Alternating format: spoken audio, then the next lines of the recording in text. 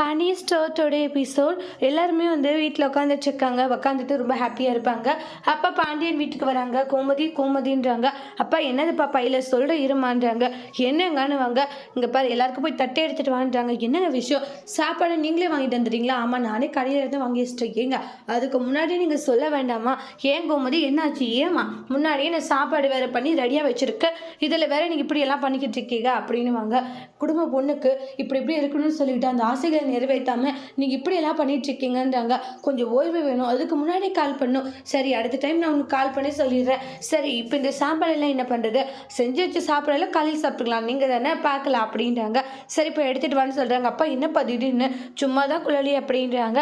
அப்புறமா பிளேட்ல வந்து பரோட்டாவும் சேருவும் நல்லா மிக்ஸ் பண்ணிட்டு அப்படியே அந்த சிக்கனை வச்சு அதுல அரிசி கூட்டி விடுறாங்க. அரிசி எப்படி இருக்கு? நல்லா இருக்குன்றாங்க. ஐயோ மச்சான், நீ சாப்பிடும் போதே பார்த்தா எனக்கே வந்து நாக்கு இதாகுது, எனக்கு கொஞ்சம் கூட அப்படின்ற மாதிரி சொல்கிறாங்க. டே நீ வேற முதல்ல பொம்பளைங்க, அப்புறம் தான் நாம் அதுக்கு முன்னாடியே கூப்பிட்டுருக்கலாம்ல, வாயை பார்க்க வச்சுட்டுல சாப்பிட்டுட்டு இருக்கீங்க, பொறுமையாக இருடான்றாங்க. அப்புறம் மீனாக்கும் உருண்டை பிடிச்சி கொடுக்குறாங்க. மயில கொடுக்கலாம், இல்லை கொடுக்கலாங்க, நான் அதிகமாக சாப்பிட்டுருக்குறேன். சரி மயில் சாப்பிட்டுட்டு சாதம் இது சாப்பிட்டுக்கோ. சரிங்க மாமா அப்படின்றாங்க. அப்புறம் ஒவ்வொருத்தருக்காக கொடுக்குறாங்க. மீனா இருந்துட்டு மாமா உண்மையிலே ரொம்ப சூப்பராக அருமையாக இருக்கு மாமா அப்படின்றாங்க. ஆமாம்மா, அந்த கடையில் உண்மையிலே நல்லா தான் இருக்கும். சாப்பிட்டு முடிச்சுட்டு பழனியால் பொறுக்க முடியல, நீ கோமதி அவனுக்கு போட்டுரு அப்படின்வாங்க. அப்புறம் எல்லா பாய்ஸ்க்கு போடுறாங்க. உண்மையிலே நல்லா இருக்கே அப்படின்னு சொல்லிட்டு அந்த பொருளை அந்த அளவுக்கு ருசிச்சு சாப்பிட்டுக்கிட்டு இருக்காங்க. எல்லாருமே சாப்பிட்டு முடிச்சதும் அப்படியே கண் கலங்குறாங்க. அரிசி பாண்டியன் இருந்துட்டு என்னாச்சு அரிசிமா, ஏன் ஒரு மாதிரி இருக்குன்றாங்க. ஒன்றும் இல்லைப்பா, ஏன் கண் கலங்கிட்டு இருக்கன்றாங்க. காரமான்றாங்க. அதெல்லாம் ஒன்றும் இல்லை, இதை பற்றி யோசிக்காது சரியா அப்படின்னு சாப்பிட்டு முடிச்சிருவாங்க. அப்புறமா சாப்பிட்டு முடிச்சுட்டு ரொம்ப ஹாப்பியாக இருக்காங்க. அரிசி வயிறு நிறைய சந்தோஷமாக திருப்தியாக சாப்பிட்டுக்குள்ள நீ ஆப்பா நான் நல்லா சாப்பிட்டேன்றாங்க.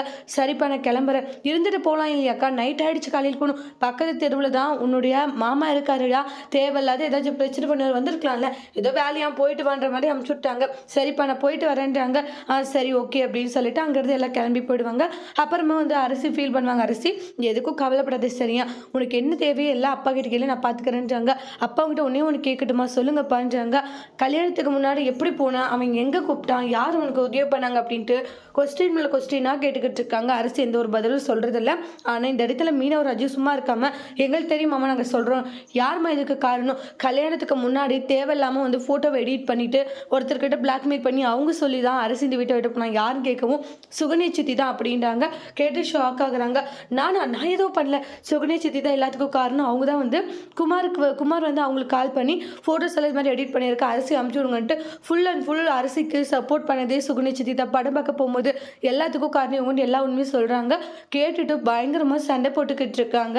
பழனி இருந்துட்டு உனக்கு அசிங்கமா லட்சி, நீ பொம்பளை தானே இல்லை வேற என்னவா அப்படின்ட்டால சொல்கிறாங்க. பாண்டியனுமே ஷாக் ஆகுறாங்க. நான் பார்த்துக்கிறேன்ற மாதிரி கோவமாக போகிறாங்க. கோமதி அடுத்து என்ன செய்ய போகிறாங்க வெயிட் பண்ணி பார்க்கலாம். தேங்க்யூ.